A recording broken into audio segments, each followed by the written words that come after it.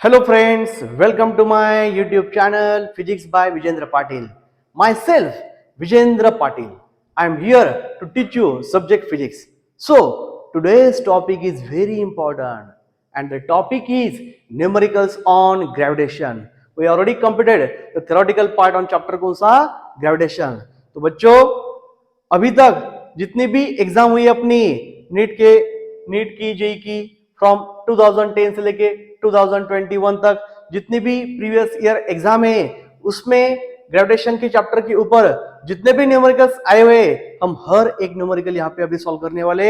सो कहां से लेके कहां तक 2010 से लेके 2021 तक जितने भी ग्रेविटेशन के ऊपर न्यूमेरिकल एग्जाम में आए हैं हम ऐसे प्रीवियस ईयर्स में आए हुए जो न्यूमेरिकल से अभी यहाँ पे करने वाले सॉल्व।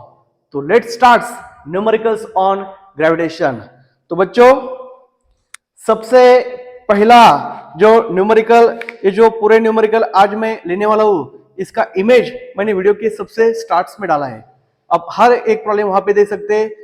तो देखो बच्चों हम जो पहला न्यूमेरिकल लेने वाले वो कुछ इस तरह सीबीएसई पीएमटी एग्जाम में आया है 2010 में, वही न्यूमेरिकल रिपीट हुआ है 2011 में। तो बच्चों न्यूमेरिकल है पहला 2010 में आया था सीबीएसई पीएमटी में। न्यूमेरिकल कुछ इस तरह है। A particle of mass m is situated at the center of spherical shell of same mass and radius a. A gravitational potential at a point situated at a distance of a by 2 from the center of sphere will be. तो देखो बच्चों जो numerical है हमारा पहला कुछ इस तरह। एक पार्टिकल है जिसका मास है कैपिटल एम और उसकी जो पोजीशन है वो स्फेरिकल शेल के सेंटर पे, और स्फेरिकल शेल का जो मास है वो भी उतना है जितना पार्टिकल का है, और स्फेरिकल शेल की रेडियस दी है हमें a। हमें ग्रेविटेशनल पोटेंशियल निकालना है ऐसे पॉइंट को कि जो पॉइंट का डिस्टेंस है from the centre of sphere कितना a/2। तो देखो बच्चों अभी हम न्यूमेरिकल सॉल्व करते हैं। तो न्यूमेरिकल कुछ इस तरह, यह है हमारा एक स्फेरिकल शेल का और एक पॉइंट का मास भी सेम है। यह है हमारा सेंटर ऑफ स्फेरिकल शेल। आपको पता होना चाहिए स्फेरिकल शेल का मतलब है होलो स्फीयर। स्फेरिकल शेल का मतलब है होलो स्फीयर। अभी ये जो होलो स्फीयर है ये होलो स्फीयर के सेंटर में एक पार्टिकल है सिचुएटेड जिसका मास हमें दिया capital M. At the centre एक पार्टिकल है उसका मास है कैपिटल एम और ये स्फीयर है इसका भी मास है कैपिटल एम, और स्फीयर की जो रेडियस है लेट यहां पे दिखाते हैं हम। स्फीयर की मींस होलो स्फेरिकल शेल की जो रेडियस है वो कितनी है स्मॉल ए। तो बच्चों अभी सेंटर से कितनी दूरी पे at a distance of a/2 मान के चलो एक पॉइंट है जिसका लोकेशन है from centre of the spherical shell कितना है a/2। अभी ये जो पॉइंट है ये पॉइंट पे जो टोटल पोटेंशियल है हमें निकालना है। तो बच्चों प्रॉब्लम कुछ इस तरह, एक पार्टिकल है जिसका मास है कैपिटल एम, स्फेरिकल शेल के एट द सेंटर है, स्फेरिकल शेल का भी मास उतना ही है, दोनों का मास सेम है। स्फेरिकल शेल की रेडियस है a और स्फेरिकल शेल के सेंटर से एक पॉइंट है एट डिस्टेंस a/2। तो ये जो p पॉइंट है ये p पॉइंट को जो हमारा नेट पोटेंशियल है उसे हमें करना है कैलकुलेट। तो उसके लिए आपको कुछ फॉर्मूलाज पता होना चाहिए। देखो बच्चों अगर ये अपना एक मास है हमें हरदम पता है इसको हम अर्थ पकड़ते हैं, अर्थ का मास रहता है यम, रहता अर्थ का सेंटर। अभी सेंटर से लेके कोई भी पॉइंट रहो यहाँ पे तो उसका डिस्टेंस रहता आर।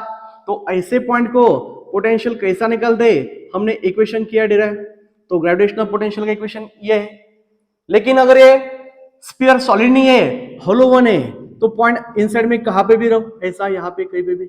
तो इनसाइड पॉइंट के लिए हमें पता है इनसाइड पॉइंट के लिए ये जो डिस्टेंस है छोटा आर बड़े आर से रहता छोटा, बड़ा आर क्या है अपना स्फीयर का रेडियस। अभी इससे अगर ये डिस्टेंस छोटा है तो ऐसे केस में हमारा इक्वेशन रहता capital G capital M upon R, where G क्या अपना यूनिवर्सल ग्रेविटेशनल कांस्टेंट और m क्या अपना ये स्फीयर का मास। देखो, अगर आपका स्पेरिकल शेल है मीन्स होलोस्फीयर, होलोस्फीयर के इनसाइड में पॉइंट कहीं भी रहो, यहां रहो, कहीं भी रहो, उसका इक्वेशन है ग्रेविटेशनल पोटेंशियल का minus capital GM upon R, और बाहर के लिए और सरफेस के लिए हम फॉर्मूला यूज करते हैं ये वाला। तो बच्चों, ये जो स्पेरिकल शेल है इसके लिए जो पी पॉइंट है वो आ गया इनसाइड, तो इनसाइड है इसलिए वहां पे इक्वेशन होगा ये वाला यूज। और ये मास के लिए, ये पार्टिकल के मास के लिए पॉइंट कैसा हुआ आउटसाइड, तो उसके लिए अलग फॉर्मूला। तो बच्चों यहां पे नेट पोटेंशियल अगर निकालना है तो वो रहेगा दो तरह का, एक potential due to point mass और एक रहेगा potential due to spherical shell. देखो बच्चों, ये पी पॉइंट को जो नेट पोटेंशियल है वो निकलेगा दोनों की एडिशन, एक रहेगा potential due to point mass और पार्टिकल मास, और दूसरा रहेगा पोटेंशियल ड्यू टू अपना स्पेरिकल शेल। तो पॉइंट मास के लिए वो पॉइंट आउटसाइड में, इसलिए उसके लिए यहाँ पे इक्वेशन यूज करना पड़ेगा ये वाला इक्वेशन, जिसमें डिस्टेंस ऑफ पॉइंट क्या रहेगा, स्मॉलर की कीमत डालना पड़ेगी a/2, और ये जो स्पेरिकल शेल है उसके लिए ये पॉइंट इनसाइड है तो उसके लिए इक्वेशन रहेगा ये वाला। तो इसमें रेडियस की जगह पे उसकी रेडियस कितनी है, स्मॉल है। अभी इसको हम अगर सॉल्व करते तो इक्वेशन बनेगा, ये नीचे के टू ऊपर जाएंगे, so twice gm upon a minus gm upon a हम एक ही बार लिख सकते, तो a नीचे आ गया, माइनस 2gm और माइनस gm की एडिशन हो जाएंगी माइनस 3gm। तो अपना ऑप्शन चेक करो, ये रहेगा अपना नेट पोटेंशियल। नेट पोटेंशियल कौन से पॉइंट के लिए, एपी पॉइंट के लिए। तो ये है अपना ऑप्शन। बच्चों इसमें ऑप्शन आपको दिया है, राइट वाला ऑप्शन है ए। देखो, एक पार्टिकल है जिसका मास है similar to mass of spherical shell, और पार्टिकल की जो पोजीशन है at the centre of spherical shell है, और स्फेरिकल शेल की हमें रेडियस दी है ए, कैपिटल आर नहीं लेने की, स्मॉल ए, और एक पॉइंट दिया है हमें at a distance a/2 means half of this distance. तो ये पॉइंट को नेट पोटेंशियल कितना रहेगा हमें निकालना है। तो net potential means potential due to particle mass and plus potential due to spherical shell. तो स्फेरिकल शेल के इनसाइड में जो इक्वेशन यूज करना है इसका बेसिक ये इक्वेशन है, तो वहां पे हमें रेडियस लेना पड़ेगी इसकी स्मॉल ए, और ये पॉइंट के लिए, ये पार्टिकल के लिए पॉइंट कैसा है आउटसाइड, वहां पे इक्वेशन ये यूज करना है ग्रेविटेशनल पोटेंशियल का। तो उसका डिस्टेंस यहाँ पे डाल दिया a/2, ये नीचे के टू ऊपर गए, इसको हमने सॉल्व किया तो हमारा इक्वेशन बना v net means total potential का माइनस 3gm अपॉन a। तो ये था अपना ऑप्शन ए। तो ये प्रॉब्लम था, हम कह सकते ये प्रॉब्लम था ऑन टॉपिक कौन सा, ग्रेविटेशनल पोटेंशियल। ये जो टॉपिक था ये है अपना ग्रेविटेशनल पोटेंशियल के लिए, ये अपने बेसिक इक्वेशन है जो आपको पता होना चाहिए। यहाँ पे स्फेरिकल शेल का मतलब है होलोस्फीयर, और ये जो न्यूमेरिकल आया है वो है ऑन टॉपिक ग्रेविटेशनल पोटेंशियल। अभी सेकंड न्यूमेरिकल हम लेने वाले वो कुछ इस तरह है, ऑन टॉपिक केपलर्स लॉ जो हमने पढ़ा है in the part second law of Kepler, law of equal area, उसके ऊपर अभी न्यूमेरिकल है। देखो कैसा है न्यूमेरिकल सेकंड। ये सब न्यूमेरिकल मैंने वीडियो के स्टार्ट में दिए हुए एज अ इमेज फॉर्मेट में। Numerical second, a planet moving along an elliptical orbit is closest to the sun at a distance r1 and farthest away at a distance r2 if v1 and v2 are the linear velocities at these points respectively, then the ratio v1:v2 is निकालो। ये भी CBSE PMT exam में आया है 2011 में।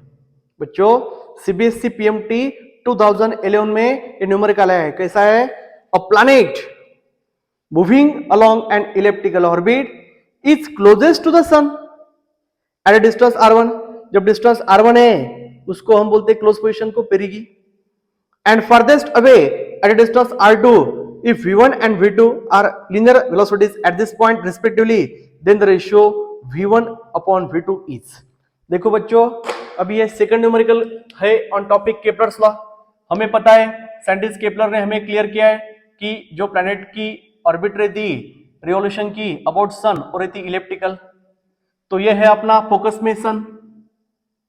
अभी जब planet सबसे नजदीक आएगा और जब सबसे दूर रहेगा, वो दोनों पोजीशन अपनी पर्टिकुलर है। ये रहती है अपनी अपों की पोजीशन और ये पेरी की। पेरी के लिए डिस्टेंस कितना है r1 और अपोगे के लिए कितना है r2। लेट इमेजिन करो पार्टिकल कैसा, प्लैनेट कैसा रिवॉल्व हो रहा एंटी क्लॉकवाइज। तो यहाँ की जो रहेंगी लीनियर वेलोसिटी वो रहेंगी कुछ इस तरह डायरेक्शन में v1 और ये रहेंगी कुछ इस तरह v2। देखो बच्चों, एक प्लैनेट है, अभी प्रॉब्लम ऐसा है कि एक प्लैनेट है इलिप्टिकल ऑर्बिट में हो रहा रिवॉल्व। जब वो सन के एकदम क्लोज रहेगा तब उसका डिस्टेंस कितना है r1 और जब वो सबसे दूर रहेगा तब डिस्टेंस कौन सा है r2। r1 के लिए जो उसकी वेलोसिटी है वो v1 और r2 के लिए जो उसकी वेलोसिटी है वो क्या है v2। तो हमें फाइंड आउट करना है the ratio of v1 upon v2 equals to question mark. हम ये कह सकते हैं कि जो v1 स्पीड है वो मैक्सिमम है और जो v1 स्पीड है वो कैसी v2 कैसी है मिनिमम। तो हमें ये रेशियो निकालना है। बच्चों हमने पढ़ा है जब डिस्टेंस मिनिमम तो स्पीड कैसी रहेंगी मैक्सिमम और जब डिस्टेंस मैक्सिमम तो स्पीड कैसी रहेंगी मिनिमम। हमने कब प्रूव किया, हमने ये प्रूव किया कि यहाँ पे टॉर्क की कीमत क्या रहती zero by law of conservation of angular momentum. ये जो केपलर का सेकंड लॉ है हमने देखा है कॉन्सिक्वेंस है law of conservation of angular momentum. हमें पता है टॉर्क अगर जीरो है तो एल की वैल्यू रहती कांस्टेंट। इसका मतलब यहाँ का और यहाँ का दोनों साइड का एंगुलर मोमेंटम कांस्टेंट है। अगर m प्लैनेट का मास है तो यहीं पे भी मास ये में रहेगा। तो L1 के लिए हम लिख सकते हैं इक्वेशन mvr। तो फर्स्ट केस में 1 1 और सेकंड केस में रहेगा 2 2।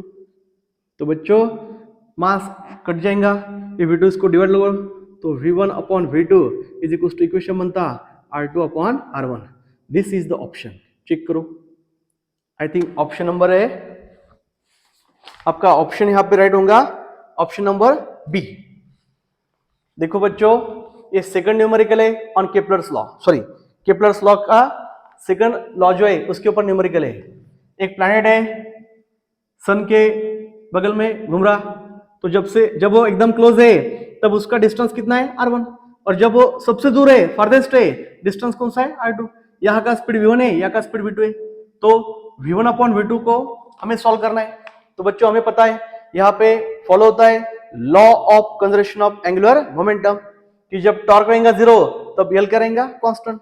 इसका मतलब है इधर का रहेगा L1 और इधर का L2, दोनों तरफ का एंगुलर मोमेंटम कैसे रहेगा कांस्टेंट। और एंगुलर मोमेंटम का फॉर्मूला आपको पता होना चाहिए कि L का इक्वेशन रहता R इंटू पी, लेकिन P को हम लिखते M इंटू वी, तो फॉर्मूला बनता mvr। यहाँ पे जो है हमने यूज किया law of conservation of angular momentum का, तो v1 अपॉन v2 को हमने सॉल्व किया r2 अपॉन r1। ये था हमारा सेकंड न्यूमेरिकल जो आया था सीबीएसई पीएमटी में 2011 में। अभी हम लेंगे थर्ड न्यूमेरिकल। ये सब न्यूमेरिकल मैंने हमारा वीडियो स्टार्ट होने से पहले एज अ इमेज फॉर्मेट में दिए है। अभी न्यूमेरिकल तीसरा, a particle of mass m is thrown upward from the surface of earth with velocity u। एक पार्टिकल है जिसका मास है छोटा m, एक पार्टिकल है जिसका मास है स्मॉल m, उसको हमने अपवर्ड फेंका, लेकिन कहां से फेंका फ्रॉम द सरफेस ऑफ अर्थ, और कौन से स्पीड से फेंका u उसकी वेलोसिटी है। The mass and radius of earth are respectively capital m capital r। Capital m earth का मास है, कैपिटल R अर्थ की रेडियस है, g is gravitational constant, capital G gravitational constant है, and small g is acceleration due to gravity on the surface of earth. So the minimum value of u so that the particle does not return back to the earth. देखो बच्चों problem कुछ इस तरह, एक particle है, imagine करो एक stone है, छोटा सा स्टोन, उसको हमें ऊपर फेंकना है, ऊपर फेंकना है और फेंकते वक्त उसकी जो वेलोसिटी है कौन सी है u। अगर m अर्थ का मास है, कैपिटल R अर्थ की रेडियस है, कैपिटल G को हम कहते हैं universal gravitational constant, small g को हम कहते हैं एक्सेलरेशन ड्यू टू ग्रेविटी, तो उस पार्टिकल को स्टोन को कुछ इस तरह फेंको कि वो वापस नहीं आना, वो ग्रेविटेशनल फील्ड के बाहर जाना। तो हमें वो जो स्पीड है u उसकी मिनिमम वैल्यू निकालना है। तो देखो बच्चों प्रॉब्लम कुछ इस तरह है, यह है हमारी छोटी सी अर्थ, ये इमेजिन करो हमारी अर्थ है, अर्थ का ये सेंटर है, ये है अपनी अर्थ। अर्थ का ओ सेंटर है, एम मास है और यह है अर्थ की रेडियस। हमें पता है अर्थ के साइड में रहती अर्थ की ग्रेविटेशनल फील्ड। अभी यहाँ पे एक सरफेस पे एक स्टोन है, एक पार्टिकल है, उसको हमें अपवर्ड फेंकना है, तो वेग फेंकना है, तो इसका मतलब है उसको हमें वेलोसिटी देनी पड़ेगी। तो वेलोसिटी कुछ इस तरह से हो कि पार्टिकल फील्ड के बाहर निकलने को ना। तो बच्चों अगर ये पार्टिकल यहां से यहां तक आएगा तो वापस नहीं आएगा, एक बार वो फील्ड के बाहर गया तो गया। प्रॉब्लम क्या है अभी, एम अर्थ का मास है, आर अर्थ की रेडियस है, ये अपना अर्थ का सेंटर है, ये अपनी अर्थ है, और सरफेस पे एक पार्टिकल है, जो पार्टिकल का मास क्या है, स्मॉल एम, उसको हमें ऊपर फेंकना है। ऐसा फेंको कि वो फील्ड को क्रॉस करके बाहर जाएगा, बाहर जाने के बाद वो वापस नहीं आएगा। तो बच्चों हमें अभी इसको ऊपर फेंकना है, मीन्स उसको देना है काइनेटिक एनर्जी, लेकिन ऐसी एक एनर्जी है जिसे हमें उसको सप्लाई करना पड़ता, वो है बाइंडिंग एनर्जी। अगर ये पार्टिकल को हम सप्लाई करेंगे बाइंडिंग एनर्जी, तो binding energy is converted into kinetic energy. So kinetic energy के कारण अपना पार्टिकल निकल जाएगा। तो यहाँ पे हम लिख सकते हैं जो काइनेटिक एनर्जी ऑफ प्रोजेक्शन है वो ऑलवेज इक्वल्स टू क्या है, बाइंडिंग एनर्जी। अभी काइनेटिक का फॉर्मूला हमें पता है, half of M V square, लेकिन वी की जगह पे क्या करेंगे, यू स्क्वायर। और सरफेस ऑफ अर्थ पे बाइंडिंग का फॉर्मूला आपको होना चाहिए पता। जो बाइंडिंग एनर्जी है, what is binding energy, binding energy ऐसी है कि अगर हम बॉडी को सप्लाई करते हैं तो बॉडी फील्ड के बाहर निकल जाती है, एस्केप होती है। The minimum amount of energy required to escape the body from earth gravitational field is called as binding energy. तो बच्चों यहां पे हम बॉडी को सप्लाई करेंगे बाइंडिंग एनर्जी, तब बॉडी को मिलेंगी काइनेटिक एनर्जी और बॉडी हो जाएंगी एस्केप। तो काइनेटिक का फॉर्मूला हमें पता है, half of M V square, लेकिन वी की जगह पे हमें लिखना है यू स्क्वायर। और बाइंडिंग का फॉर्मूला हर केस में अलग अलग है। जो बॉडी सरफेस पे रेस्ट में, उसका फॉर्मूला है capital G M small M upon R. तो अभी यहाँ पे स्मॉल एम हो जाएगा कैंसल, दोनों तरफ बॉडी का मास कैंसिल हो जाएगा, नीचे की 2 ऊपर लेके जाओ, और यहाँ पे इक्वेशन बनता है at the last moment 2gm upon R. So this is the equation of required velocity U. हम इसे कह सकते हैं ये अपनी कौन सी वेलोसिटी है, एस्केप वेलोसिटी। क्योंकि बच्चों हमें पता है ऐसी वेलोसिटी अगर बॉडी को मिली तो बॉडी निकल जाती है, उसे हम कहते हैं escape velocity. This is the option, check करो। तो ऑप्शन नंबर यहां पे दिया ए। तो बच्चों यहां पे जो थर्ड न्यूमेरिकल था उसका ऑप्शन रहेगा ए। एक बॉडी है, उसको ऐसे बाहर फेंकना है कि वापस नहीं आने को ना, मींस उसको हमें एस्केप करना है। तो हमें पता है हमें सप्लाई करना पड़ेगी बाइंडिंग एनर्जी, और वो जो बाइंडिंग एनर्जी है वो रहेंगी in terms of kinetic energy. Binding energy देने के बाद बॉडी को क्या मिलती, मोशन, और मोशन के कारण बॉडी को मिलती काइनेटिक एनर्जी। मींस इसका कन्वर्शन इसमें हो रहा। तो के का इक्वेशन हमें पता है, half of M V square, लेकिन वी नहीं, यहाँ पे स्पीड कौन सी है, यू, उसकी वैल्यू हमें निकालना है। ये एनर्जी वो वाली एनर्जी है, अगर हम किसी भी बॉडी को हम सप्लाई करते हैं बाइंडिंग एनर्जी तो बॉडी निकल जाती है फील्ड के बाहर। तो that's why binding energy of body at rest on the surface of अर्थ का फॉर्मूला ये वाला है। स्मॉल एम कैंसिल हो गया, नीचे की 2 ऊपर गए, तो taking root on both side, तो हमारा इक्वेशन बनता कुछ इस तरह, u equals to square root of 2gm upon r। तो g उसमें ग्रेविटेशनल कांस्टेंट है, m अर्थ का मास है और r है अर्थ की रेडियस। यह है अपनी एस्केप वेलोसिटी। ये था अपना न्यूमेरिकल थर्ड। अभी आज का न्यूमेरिकल चौथा, जो एग्जाम पे आया है AI में 2011 में, AI में 2011 में ये न्यूमेरिकल आया है। देखो बच्चों न्यूमेरिकल कुछ इस तरह, 2 particles of equal mass m go around a circle of radius r under the action of their mutual gravitational attraction. The speed of each particle with respect to their center of mass is निकालो। बच्चों 2 particle है, दोनों particle का mass same है, small M, 2 particle का mass है small M. अभी वो 2 पार्टिकल में क्या है, ग्रेविटेशनल फोर्स ऑफ अट्रैक्शन, और because of this gravitational force of attraction दोनों पार्टिकल परफॉर्म कर रहे हैं अपनी सर्कुलर मोशन। तो हमें जो पार्टिकल का स्पीड है with respect to centre of mass निकालना है। बच्चों ये जो भी न्यूमेरिकल यहाँ पे आज मैं ले रहा, हमारा वीडियो स्टार्ट होने से पहले मैंने एज ए इमेज फॉर्मेट में दिया है। अभी उसमें हम फोर्थ न्यूमेरिकल सॉल्व कर रहे हैं। वो जो न्यूमेरिकल है ये आया है AIEEE एग्जाम में 2011 में। तो बच्चों न्यूमेरिकल का सॉल्यूशन कुछ इस तरह है। देखो अभी क्या कहा है यहाँ पे, दो पार्टिकल है, अभी दोनों पार्टिकल परफॉर्म कर रहे हैं अपनी सर्कुलर मोशन। ये मैंने सर्कल निकाला यहाँ पे, इमेजिन करो एक पार्टिकल ये वाला है और एक पार्टिकल ये वाला है। रुको सर्कल थोड़ा अपना जमा नहीं यहाँ पे, मैं और उसको रिड्रॉ करता हूं। जो सर्कल है सर्कल दिखने को ना, सर्कल शुड बी सर्कल, कुछ भी नहीं चलेगा, सर्कल को सर्कल बनाना पड़ेगा। जम गया? यस बोलो, यस बोलो। तो यहाँ पे एक पार्टिकल है, इमेजिन करो ये जो पार्टिकल है इसका मास है m, और उसी तरह दूसरा पार्टिकल यहाँ पे उसका भी मास कितना है m, और दोनों पार्टिकल में म्यूचुअल अट्रैक्शन है। इमेजिन करो ये अपना सर्कल का सेंटर है, तो दोनों पार्टिकल एक दूसरे को खींचेंगे, उनमें अट्रैक्शन है। तो ये जो अट्रैक्शन है ये कौन सा अट्रैक्शन है? गर्लफ्रेंड का? नहीं, अरे भाई ये ग्रेविटेशनल फोर्स है अपना, गर्लफ्रेंड नहीं। दोनों particle according to Newton's law, Newton's क्या कहते लॉ में, every particle of matter attract every other particle of matter, वही फोर्स है वो, दोनों में भी अट्रैक्शन है। दोनों पार्टिकल का मास है सेम m और दोनों में प्रेजेंट है ग्रेविटेशनल फोर्स। ये ग्रेविटेशनल फोर्स वहां पे क्या काम कर रहा? सेंट्रीपिटल फोर्स दे रहा। बच्चों हम सेंट्रीपिटल फोर्स कहां पे पढ़ते हैं? रोटेशनल डायनामिक्स में चैप्टर है पार्ट ए सर्कुलर मोशन, वहां पे हम पढ़ते हैं सेंट्रीपिटल फोर्स। तो बच्चों ये जो ग्रेविटेशनल फोर्स है एक काम कर रहा सेंट्रीपिटल फोर्स का, और एक बार का सेंट्रीपिटल फोर्स मिल गया तो अपने दोनों पार्टिकल रिवॉल्व होंगे इन सर्कुलर ऑर्बिट। तो हम यहाँ पे कंसेप्ट यूज करेंगे gravitational force equals to centripetal force. अभी ये जो पार्टिकल की स्पीड रहेंगी ऐसी, ये भी पार्टिकल रहेंगी ऐसी, दोनों पार्टिकल की स्पीड सेम रहेंगी v, और सर्कल की रेडियस हमें बताइए r। तो हमें पता है according to Newton's law of gravitation, gravitational force का फॉर्मूला रहेगा capital G, product of mass रहेगा ऐसा, और square of distance between them क्या रहेगा? ये पार्टिकल से लेके वो पार्टिकल टोटल डिस्टेंस रहेगा r plus r, so total distance रहेगा ट्वाइस r, उसका हो गया स्क्वायर। और हमें पता है सेंट्रीपिटल फोर्स का फॉर्मूला था mv square by r। Sorry यहाँ पे जो छोटा r है हमें लेना पड़ेगा ये वाला r। बच्चों दोनों फोर्स में प्रेजेंट ग्रेविटेशनल फोर्स, वो ग्रेविटेशनल फोर्स काम कर रहा है किसका? सेंट्रीपिटल फोर्स का।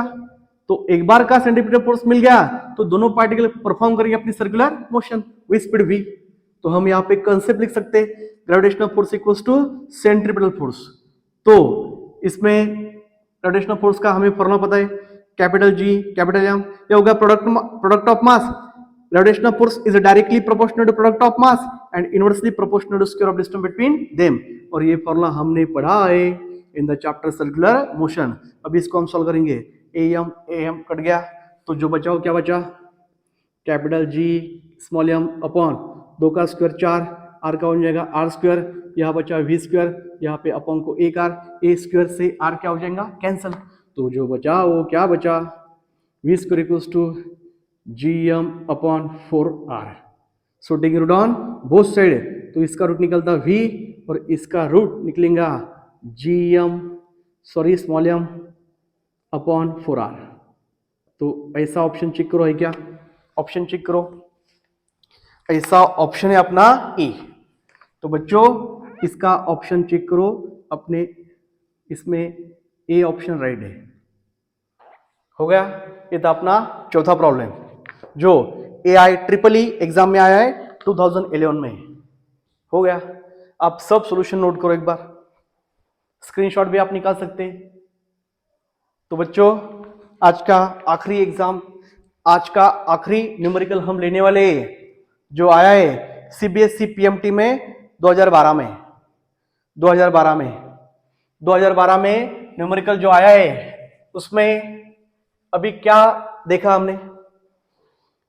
Which of the following graph represents correctly the variation of gravitational field intensity with the distance from the center of the spherical shell of mass m and radius e? बच्चों हमें पता है gravitational field की जो intensity है उसका formula हमने derive किया है, जो रहता है capital Gm upon r square.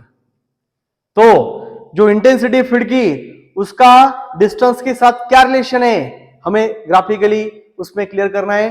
तो उसमें जो ऑप्शन दिया है 8 नंबर डी नंबर का, ओराइड है। कैसे? स्फेरिकल शेल का मतलब है होलोस्फीयर। बच्चों स्फेरिकल शेल का मतलब है होलोस्फीयर। स्फेरिकल शेल का मतलब है होलोस्फीयर। स्फेरिकल शेल का मतलब होलोस्फीयर, और होलोस्फीयर के इनसाइड में कहीं पे भी पॉइंट लो, कहीं पे भी पॉइंट लो इनसाइड को, अगर ये सेंटर है, पॉइंट यहां रहो, यहां रहो, यहां रहो, कहीं पे भी रहो, इंटेंसिटी इनसाइड को क्या रहती? जीरो। जो ग्रेविटेशनल फील्ड की इंटेंसिटी है स्फेरिकल शेल के इनसाइड में क्या रहती? जीरो।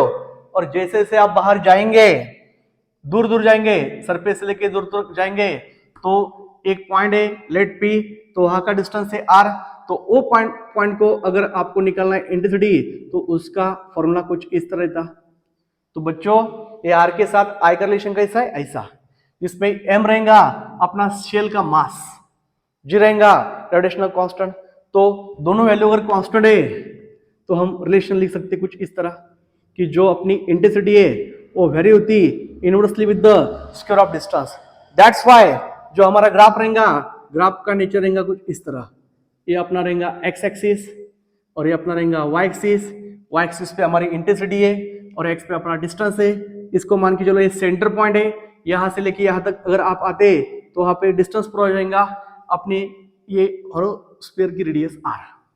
और जैसे से आप बाहर जाएंगे तो हम कह सकते हैं इसको इनसाइड और इसको आउटसाइड। ये स्फीयर से अंदर का भाग है और ये स्फीयर से बाहर का भाग है। तो अंदर तो कहीं भी वैल्यू अपनी जीरो है और एकदम फटक से यहां से स्टार्ट होंगी। और रिलेशन कैसा है? इनवर्स। इनवर्स में स्क्वायर के साथ है, इसलिए नेचर रहेगा अपना ग्राफ का कुछ इस तरह।